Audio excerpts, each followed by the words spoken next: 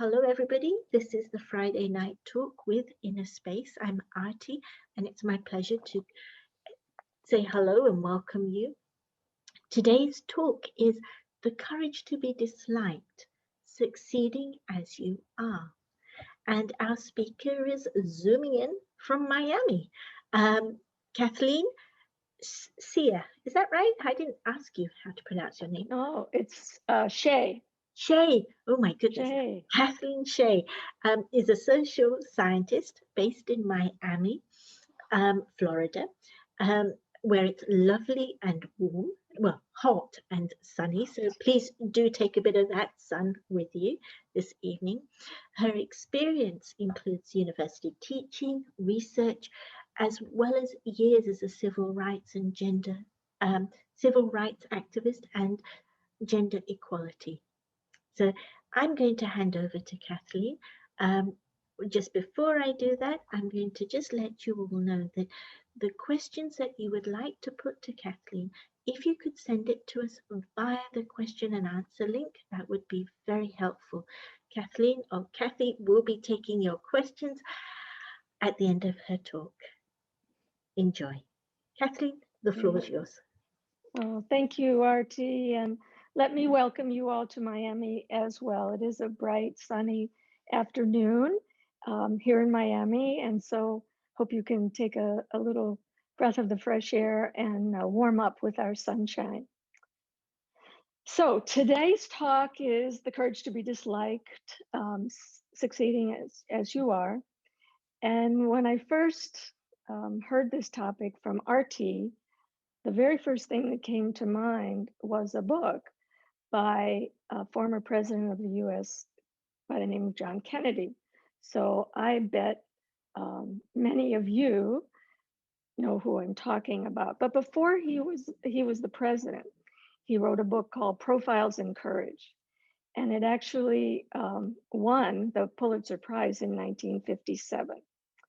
So the book talked about three kinds of courage. And he was writing about political leaders, political courage. And the first kind of courage that he talked about was the courage to be disliked. And the second type was the pressure, really, the three kinds of pressures that took courage. But the second was the pressure to get reelected. And the third one was about handling the pressures from constituents and from special interest groups. But it's that first kind of pressure that spawned the courage that John Kennedy wrote about. It's the courage to be disliked. When we think about the great leaders, political leaders, for example, or social leaders, we always come up with some of the same ones: Martin Luther King, Mandela, Gandhi, and so forth. I would add Susan B. Anthony, who in the US led the charge for an amendment that gave women the right to vote. And there's always an element, as John Kennedy said, there's always an element of being disliked. Anyone who's done some great things in the world has been disliked at some point in their life. And Artie mentioned that I was involved in civil rights and gender equity in the States. And I know in the UK now, this is Black History Month. We have our celebration of Black History Month in February. And here in the USA, one of the civil rights icons just died in the past couple of months, and his name was John Lewis. And he, to me, epitomized the kind of attitude that I want to talk about tonight. So who doesn't want to be liked? And Kennedy talked about having the courage to be disliked. When I first thought about this topic, I thought, well, I don't know if I have anything to say about it, because I honestly can't remember a time that people disliked me. But then I thought a little bit further of it, and it's true, there were some times when I was disliked, but the flip side of it was more often true, that I spent a lot of time trying to be likable. And John Kennedy wrote this in his book too, that who, more than a politician, needs to be liked if they want to be effective, if they want to be reelected, and so forth.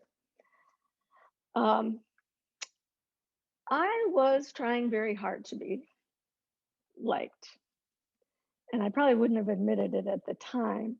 But over time, we can end up becoming what we aren't as we try and be likable, as we try to see others and get their approval, or, or wanting to please others, and seek their approval over time. So, in a way, the end result of that often is that we lose ourselves. And that was kind of my story. So, tonight, I want to do two things. First of all, share a bit about being disliked, how we get to that point of losing ourselves. And then think about what it is that we would do if we had the courage to be disliked, if we stopped trying to meet everyone's expectations, if we stopped trying to please my boss or my spouse or my friends, if we stopped being who we're not, and whether we could do it, we need some courage. So I'd like to share a few things that I thought helped me and maybe helped you as well. And during this time, we'll have a few short reflections to give you an opportunity as well. So let me just put my timer on here so I don't kind of lose track of myself. So how does it start, this dislike for ourselves? And this is something that I want to take us back and talk about children for a little bit. For many years, since the late 90s, I was involved in a project called Living Values. Some of you may be familiar with it. It was an initiative started by the Brahma Kumaris. And since that time, it has evolved into its own international, global character education program with many countries. I don't even know how many countries anymore, about 90, 100 countries that have implemented this curriculum that was developed by a school psychologist here in the USA in California, Diane Tillman. And over the years, I was a volunteer with them for many years. And I used to do a workshop for parents that was on labeling. And imagine, if you would, how this labeling starts very early in life. And if you've ever heard somebody say, if you have children, or maybe you're a twin or something, you heard your parents say, "Oh, that's a smart one," or she's very the artistic one in the family, or a teacher would say, "It's kind of lazy in class." And kids hear this, they know it. It's almost like walking around. I'm sorry, my camera doesn't mirror, but imagine that I had a name tag on that said smart, that I walked into every classroom or every room with a label that said ugly, imagine. But that's how kids end up feeling. And even if it's unconscious or not malintended, or even if it's a good label like smart, we begin to live into those over time. And I can remember teachers, when kids would pass from one grade to the next, and they would warn the next teacher, "Oh, watch out for him." And so, over time, these labels that we get, often unintentionally, become crystallized, hardened, and ultimately they become a self-fulfilling prophecy. And in a way, that was my story. I was a product of the 60s. I actually wasn't only, not actually, I am and only child. And so I entertained myself a lot. Um, I always was bothered by injustices and people that were treated unfairly. And so I got a little bit of a reputation as being rebellious.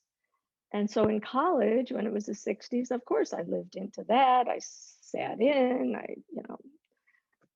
sat out, I marched, I marched even recently, I'm still marching. And so I got that reputation. I got that label. But even if we received a label like that unconsciously, over time, we begin to think that that's exactly who we are. And so a child, for example, who's labeled a nerd may stop wanting to try other things like athletics things because that's not who he thinks he is. Or a girl who thinks that, she's maybe not the prettiest one in the class. As she gets a little older, she thinks, oh, I'll never get a date. I'll never find a husband. Or a child who's more about a ballet, a boy who likes ballet and gets made fun of for not being manly enough. Or conversely, doesn't like football and then gets criticized or made fun of for that. Or they lose interest in sports and prefer to play music, for example. So these are very subtle, but over time, they become a self-fulfilling promise. And children who are fortunate enough to be labeled gifted often live into that. Whereas somebody who was a slow learner also will live into that. Of course, there are actual diagnoses, and I'm not talking about that, but I'm talking about impressions, however unconscious, that lead into stereotypes, that lead into policies and regulations that exclude, and then that becomes real racism or sexism or ethnocentrism and so forth. So let me tell you a story, if I may, in that regard. Again, when I was working in gender equity and we were working with public school systems who systematically had excluded girls, preteen girls, let's say, from advanced math classes, thinking that they just couldn't handle it. And so it even became a research area where many people were studying this whole phenomenon of math anxiety. And that actually became my dissertation, to look at whether this was real and whether it was something that was affected girls only.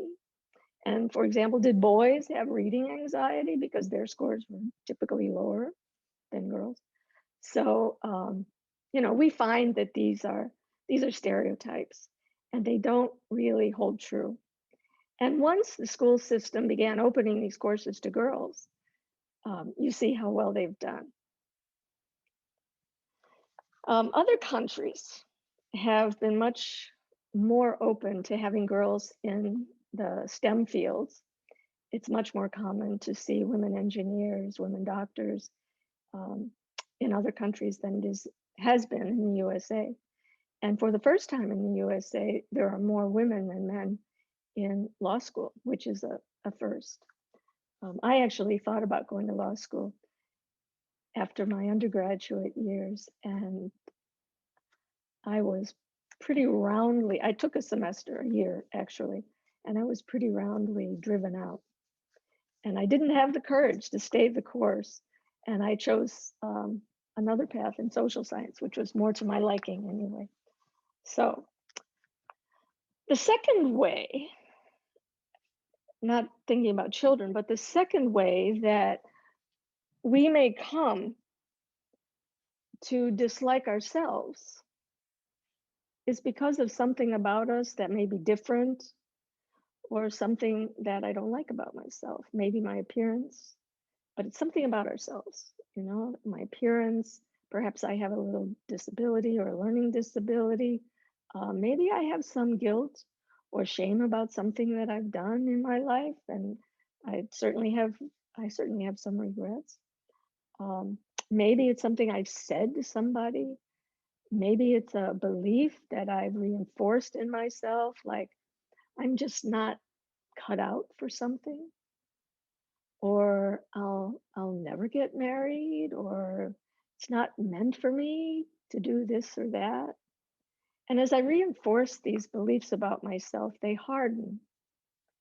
And I believe that that's just my personality. And so I think I use that as an excuse to not do something, or to close my heart, not be vulnerable, and distance myself from people. So it just becomes part of my personality. In my own case, I was an aspiring professor. I was teaching, I was, doing some research, I was working, I was trying to be a good professor, I was trying to be a good partner to someone, I was trying to be a good daughter. As an only child, I had a lot of responsibility for caretaking for my parents, and I was exhausted. I was exhausted. And so what happened was that I became woefully unhappy. Even though by all outward appearances I was successful, I was accomplished, I got my doctorate, doing all these things. And I was socially engaged, you could count on me, I was very responsible, but I was so, so unhappy. And lo and behold, one day while I was teaching, I had a stroke. I literally short circuited myself. And obviously, I'm okay. I recovered. Um, but it changed my life. And so now I call it a stroke of luck. I had a stroke of luck. And there were some friends who were very careful and kind with me, whose help I'll never forget. And one of them said, "Oh," she said, "you need to meditate." And as I was recovering, they just put me in the car and took me to our local local center for the Brahma Kumaris. And I was asked, when I got there, they always say, "Why are you here?" I said, "Yeah, I want to learn to meditate." But why? Why do you want to learn to meditate? And I said, "I've forgotten who I am." And so that was my real reason for starting to meditate with the BKs. And that was more than 25 years ago. So that was my reason for coming. There are other reasons that I have stayed, but it's become a real part of my life. Um, so let me take a little pause for just a moment and invite you. We've talked a little bit about some of the reasons that we begin to dislike ourselves, our own story. What is the story I tell myself? What are the labels that I may have taken up for myself, or put on myself, or someone else put on me? Or have I, even unconsciously, put a label or a stereotype on someone else? So let's take a pause. The one of the things I learned from meditation, being with the BKs for um, 25 years or so, is the power of the pause. And let's do that now. Let's just take a little pause.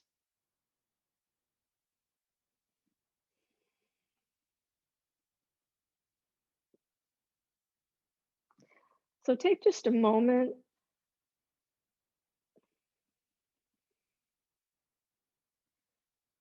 to think about your own life and the ways in which we might have been influenced by any of those labels.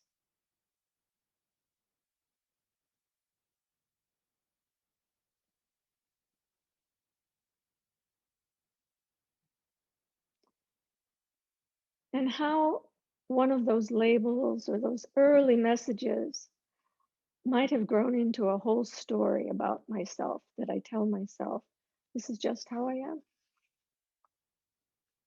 I'm this kind of a person, or I'm that kind of a person.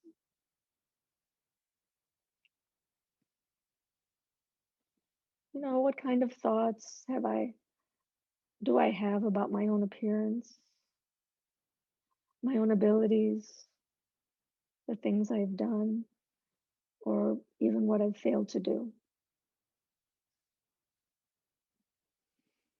And just take a deep breath. And as you exhale, imagine for a moment the possibility, what it would be like to let all of those burdens go.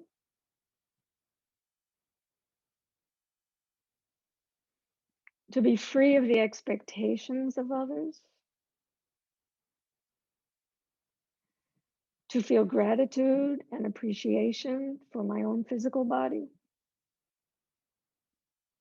to literally remove any labels or stereotypes that anyone put on me, anything that stuck on you like a name tag, you know, those plastic gummy name tags that you put on.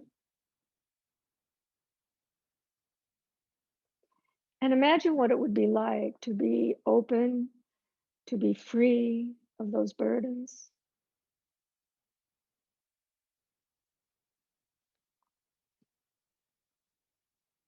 And just be present.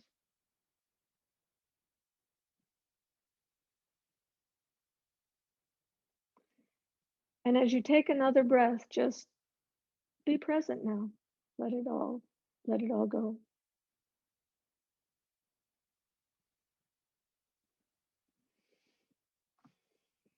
You know, those things that we carry around with us can be very heavy. And chief among those are expectations by other people and the expectations I put on myself. One person actually said to me once, I feel like I'm carrying a sack of concrete around with me.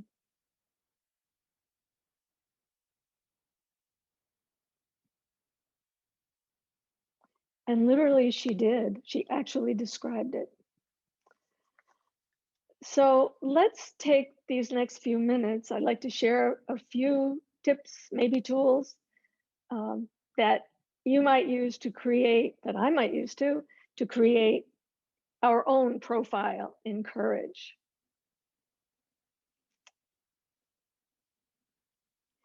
I have 3 suggestions that I've used actually. I don't know, maybe they'll be helpful for you, that I've used to find myself and to find the courage to be myself and to be with myself. During these days of lockdown, sometimes it's been really hard to be with myself.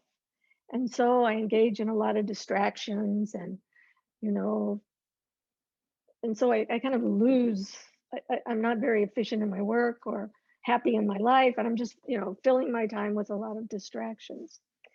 But I also use this time to find my own inner strength, my own inner self in a way that I haven't in all these years. And I think the lockdown has given us the opportunity to do that, even if it's not very comfortable sometimes. So let me share 3 things. Number 1, let me have a sip.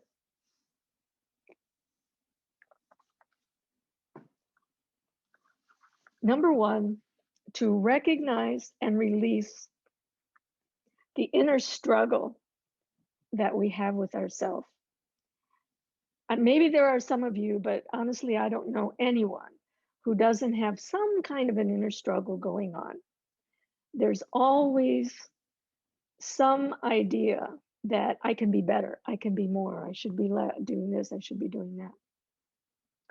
And this sets up a real um, anxiety and agitation, a sense always that there's something not right. And of course, now we're in a pandemic, so we're like in an environment when many things really aren't right. And so when I add my own sense of not being enough, of not being okay, in that environment, it is a real setup for problems. So let me use these feelings of dislike, whether it's somebody else disliking me or me feeling I'm just not right, I'm not good enough, as a tool for taking me back to myself. And you think about Martin Luther King, who followed Gandhi's nonviolent approach. He wasn't always not so nonviolent. He had many early angry writings and speeches, but he began to study Gandhi and he took up this nonviolent approach. He was disliked. He was disliked by his followers. He was disliked no matter what he did. And of course, ultimately, he was assassinated. But he once he found himself his right place in the nonviolent approach, he brought it to the movement that's still there today. And John Lewis, the Congressman John Lewis, always told the story that his mother, when he was growing up, she would always send him off to school and say, "Don't get in trouble. Don't get in trouble."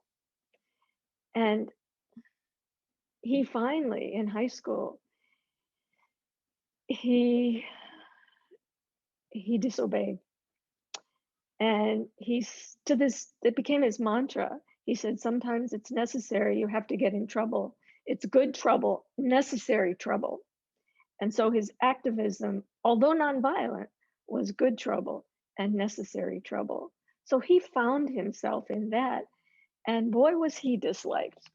So many in the movement felt, in any movement, nonviolent movement, feels that that's the wrong approach, that we should have more of an eye for an eye. And I have to know, even for myself, when I see so many things happening, there's a reaction, there's an immediate reaction that this is wrong, this shouldn't happen. It's anger, just plain anger. So the first tip to recognize and release those feelings, and in myself, it happens to be, a sense of anger, of disappointment. It might be for some, for fear. It might be for a reaction of fear. But underneath all of those, there's usually something about myself. Anger is never a primary emotion. And so when a child is angry, when I'm angry, it's not anger that's the problem. It's telling me something about myself. And in my case, it's this sense of unfairness and injustice. And I know this is Black History Month in the UK, and the Black Lives Matter movement all over. One of the things that caught me about it early on, and there's so many things, but one of the things that particularly resonated with me was that they need to be listened to. They need to be heard. And I think one of the things that makes me have a heightened sense of injustice was when I felt I wasn't heard. And so for me, during this particular time, the best thing I can do is listen, but listen with an open heart, not listen tolerating, okay, just have your say, but listen with an open heart. And for me to recognize that here in the US, since 1619, even before we were separate from the UK, from England, slaves were brought here. And that equates to something like 12 generations of people who have been less than. And so when people say to me, well, I don't see race, or can't they just get over it? That wasn't me. It's not today. But if you live 12 generations in a particular circumstance with a particular label, with a particular stereotype, how do you think you'd feel even today?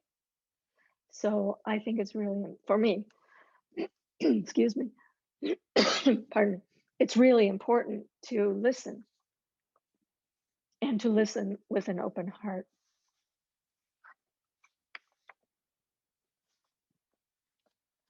The second thing that I want to mention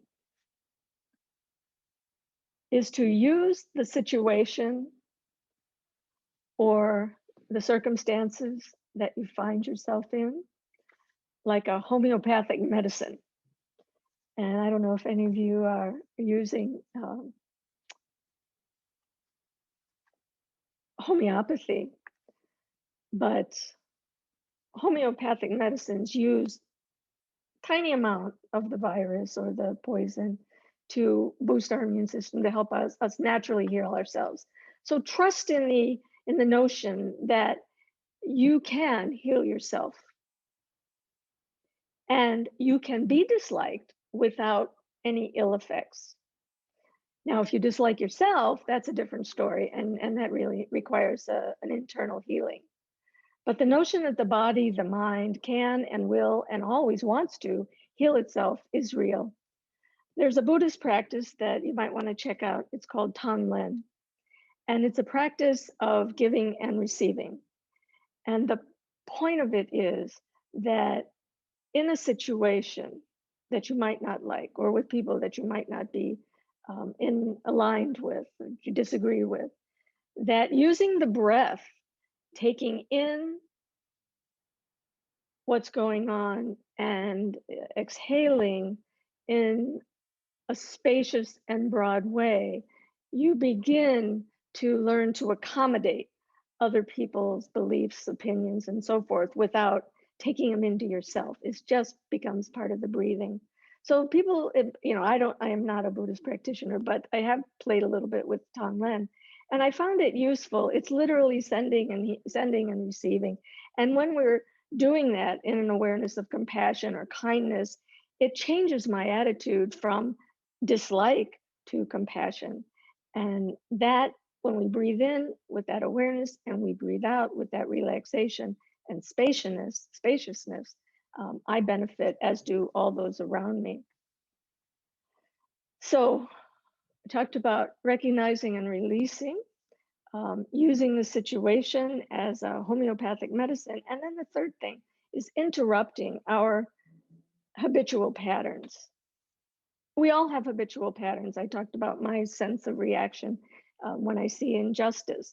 Some people try to always smooth things over. Some people like to just avoid conflict at all costs. Others like to engage and have a good argument. Some fight back. But in any case, we all want to make things better somehow. But we have a pattern, a typical pattern for doing that. And we're convinced at some level that if we did that, something would change. If we just, fought back, or if we just avoided conflict, or if we just, tried to smooth things over, things would get better. I'm going to suggest that we try and cultivate a change in attitude about that. But an attitude that whatever is okay, and that there's probably benefit in whatever it is. And when we take a pause and we take the awareness away from the external things, whatever's going on, into the awareness of myself,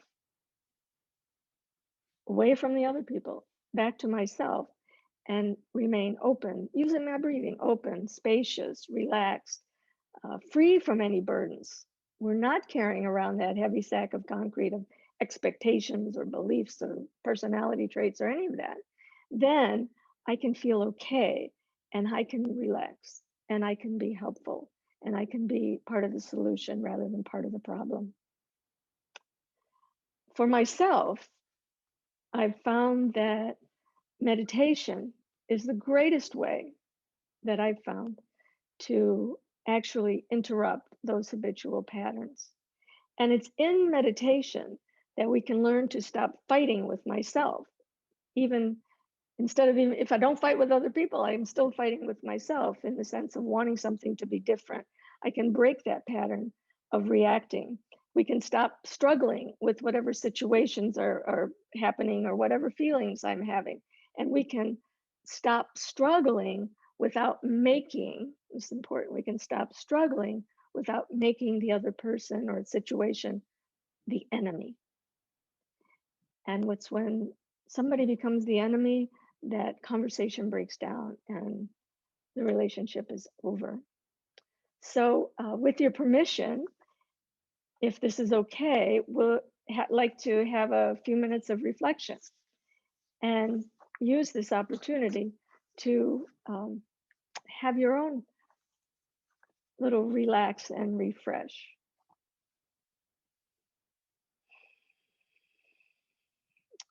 It's the beginning of a weekend, and I can tie up all the situations and things that happened during the week. I'll take these next few minutes to relax and renew myself.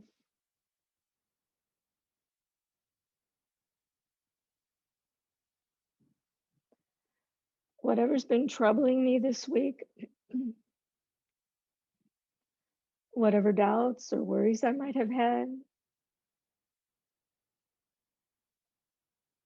any fears I've had, any regrets, any feelings of guilt, I just acknowledge them, that they're here. They may have been taking up space in my mind. And I just imagine like clouds passing by, I can just let them go.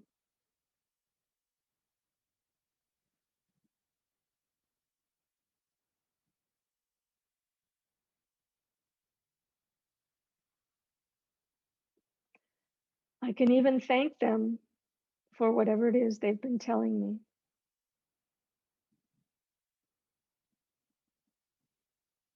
And just let them pass.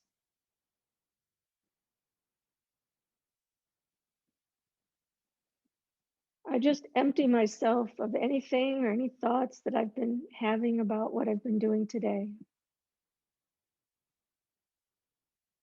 or what's left to do.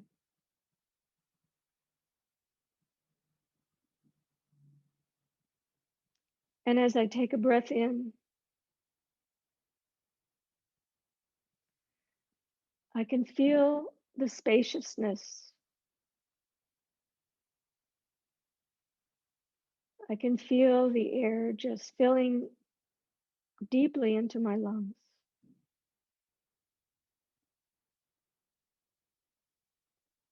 For these next few moments, I'm free. I'm free of any burden. I'm light.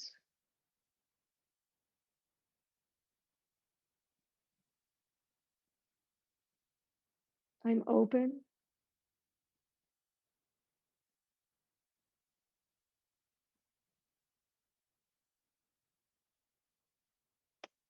My mind is relaxed. I have no thoughts or judgments about anything right now.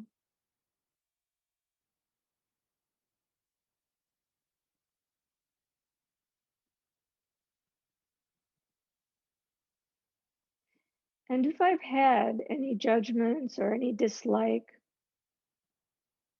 or if anyone disliked me, let those things become seeds.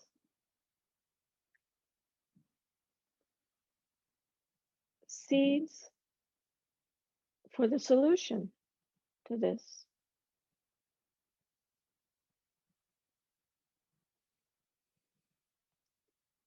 The ground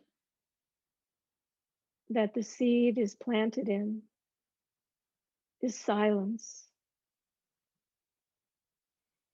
Even if there's a tiny little pause in my day, and I can step into that silence.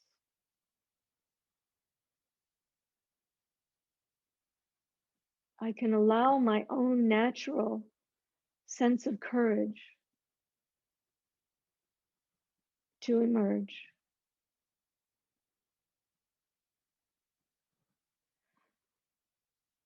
When I'm with myself, I can feel it. I can feel the courage welling up in me.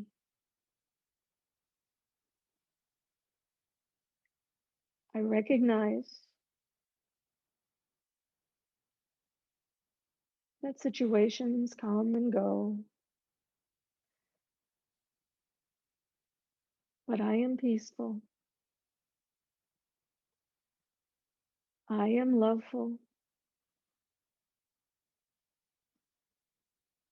I can be compassionate. I'm kind.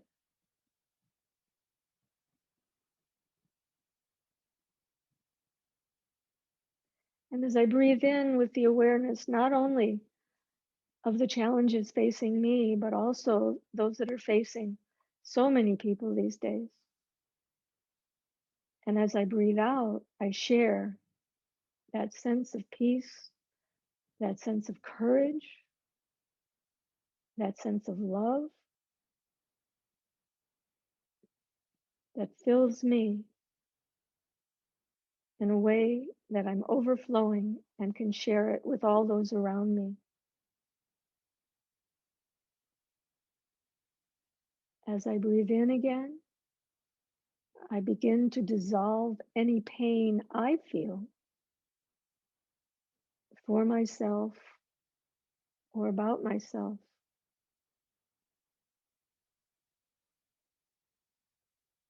And I breathe out in a way that dissolves the pain that others may be feeling as well.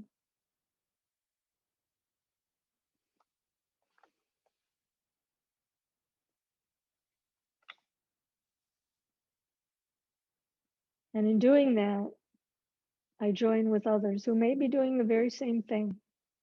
I'm not alone in this.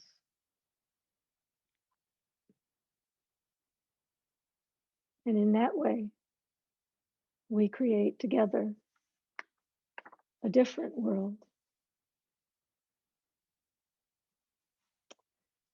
And I'd like to close this part with a quote from that John Kennedy Profiles in Courage book.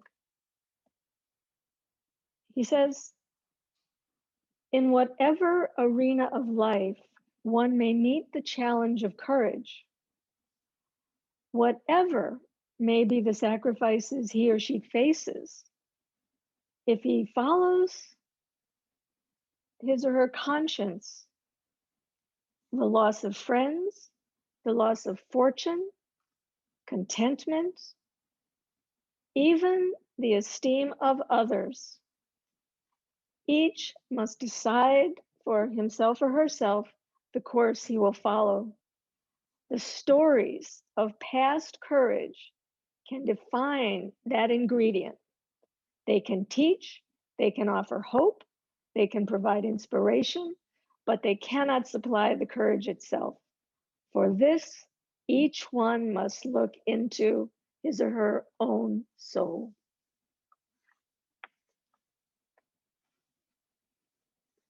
So thank you for allowing me to share a little bit of my story and my personal tips, what I've done along the way. And I hope that some of this has been helpful. RT, I think back to you. And if there are any questions, I'm happy to. Yes, there's a few coming in right now. Um, that was a really lovely meditation. Thank you, Kathy. Um, if the people you dislike, if the people who dislike you are close family, it can be very difficult. Do you have any thoughts about that?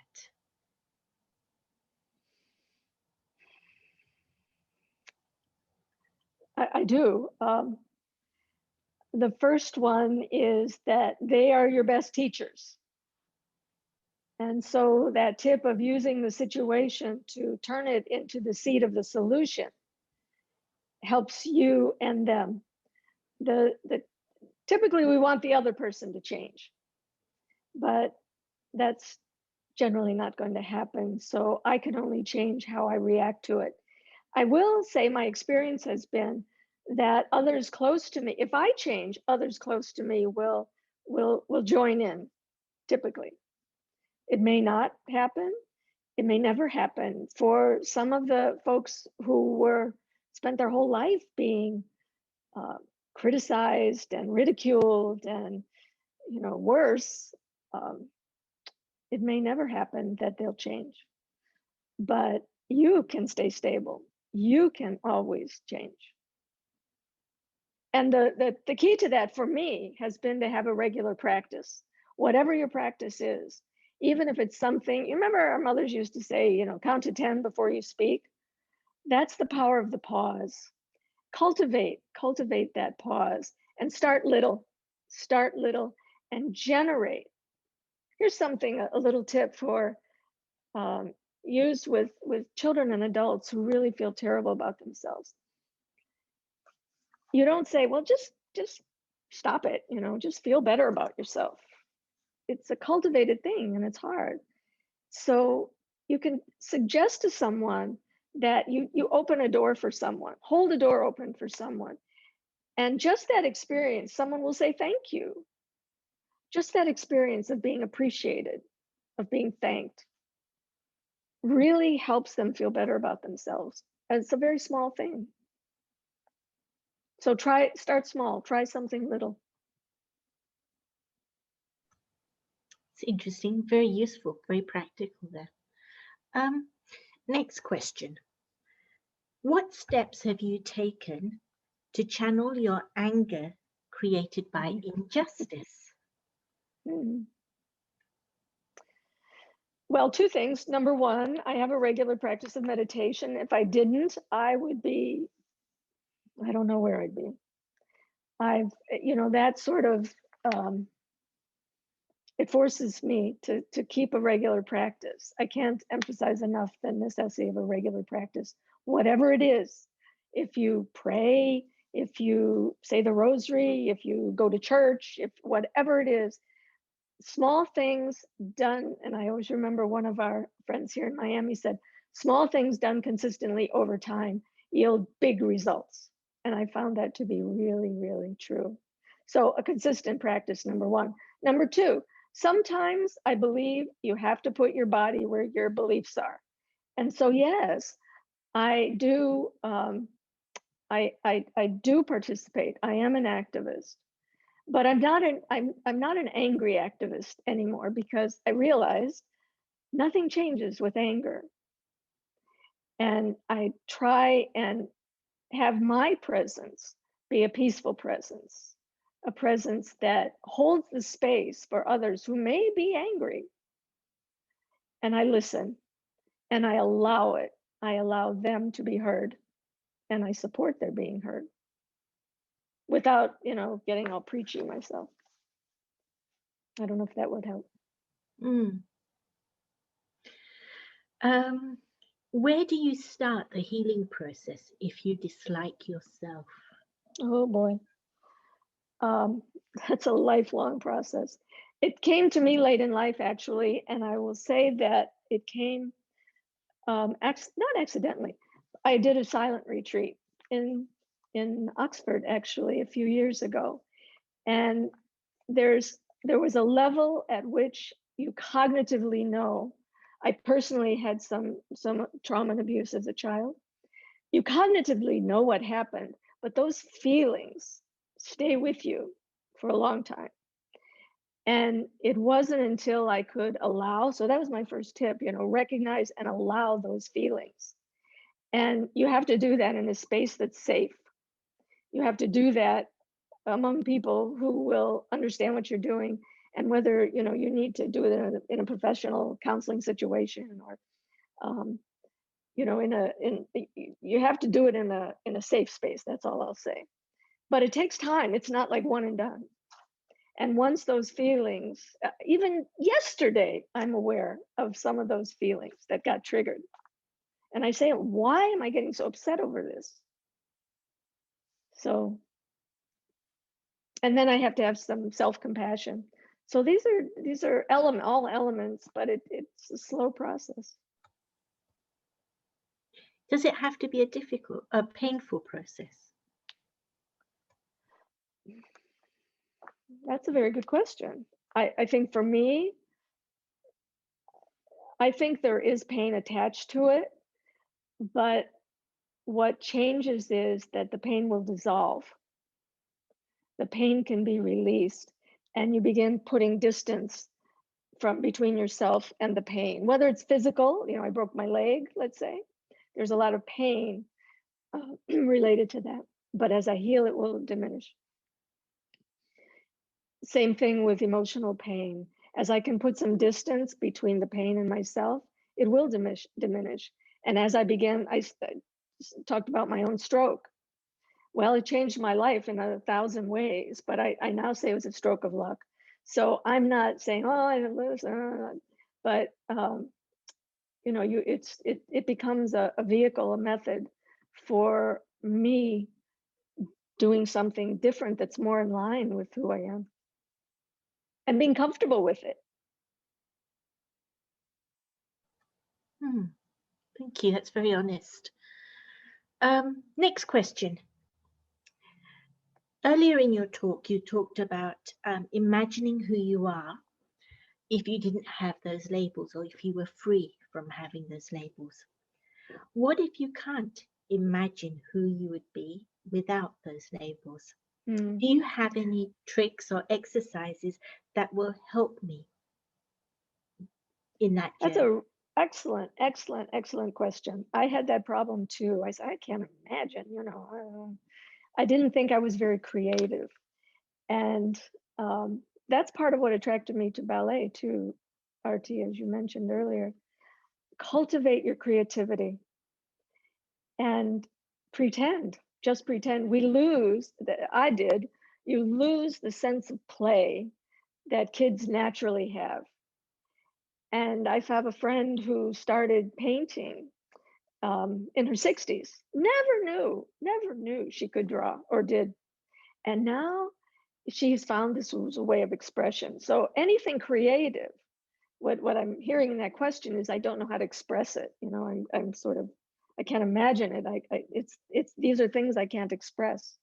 So have the intention of sparking your creativity, listen to music, read poetry, things that spark that. Do ballet. Well, I think you've inspired many to try ballet, regardless of our ability. Try meditation too. Try meditation. Okay, thank you. This last question is a bit cheeky, I think, and I will ask it this once, but possibly never again. And the question is, how do you, or anyone for that matter, stay calm when living under a President Trump? Oh, that's the perfect question for me. Or any other president or prime minister currently? Well, someone who knows me must have asked that. It's the same question, as how do you handle yourself when you're in close proximity, your family or your close friends who dislike you or disagree with you because of your beliefs. I have had some strained relationships in these past 4 years. I actually, I'll say two things. One is that this attitude change I have to have, is that everything is accurate. It's okay.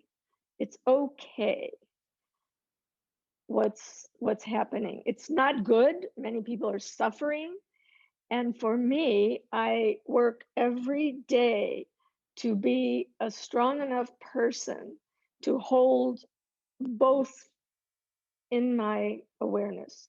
One is the terrible things that are happening. There is no reason, in my opinion, it's my opinion, that the United States or the UK should, and I'll only speak in my country because this is where I am, we should be in this situation. We have far too many resources, far too much expertise, far too much drive, to get things done, to have this happen here. It's a very, very bad situation we're in politically, in my opinion. But at the same time, it's given me this opportunity to study ballet, to really get to the heart of some of the things that bother me, because every single day, I always say, there were years when we would go for years without even thinking about who the president was. Some wouldn't even know who the president was, but there's not a day now that we're not in our face what he's doing, what he's saying, what's happening, because it's a very difficult situation. And when I see, forget the president right now, we have, over more than 210,000 people who have died in this country. We're losing more than 1,000 people a day to this pandemic. There's no end in sight. And people are suffering, unemployment. We're in a pandemic, in the middle of an economic downturn, in the middle of a social unrest. And this is the big challenge right now. So every day is my opportunity to be totally aware. And I do work in this field, so I'm very aware of it, to hold that and at the same time hold myself steady. I don't always manage so well. But if I do, if I've seen too much news or I get too distracted and caught up in it, I have to take the pause and get back. So, being here with you tonight is a great opportunity for me to get back to the center. It's not a one and done, it's like a balance board. You're always doing it. You're always doing it. And if you ever did a balance board or teeter-totter, the closer you are to the center, the more stable you are. So wish us well. Wow, thank you.